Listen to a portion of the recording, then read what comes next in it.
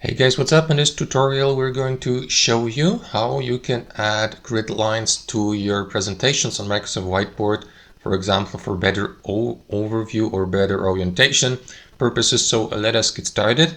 So guys, there is no grid line layout view per se here on Microsoft Whiteboard, but you can change the background and add something like grid lines to it as a substitution. So let us show you how to do it, guys. Head over to your canvas or presentation on Microsoft Whiteboard, and basically guys, what will be needed to do is to, here in your canvas, is to click into that gear icon in the top right to access your canvas settings, and from here select format background. And here guys, you may go with one of these grid backgrounds here, like dot, square, graph, hybrid, and so on and so forth. So let me go with that square or graph, just like that.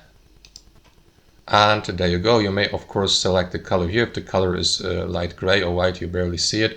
So you may select, for example, such a background or such a background, and simply go through that setup here. And as you can see, these grid lines in the back, they serve as a nice orientation for your elements here on your canvas. And that's basically it, guys. That's how you do it. Thanks for watching and have a fantastic day.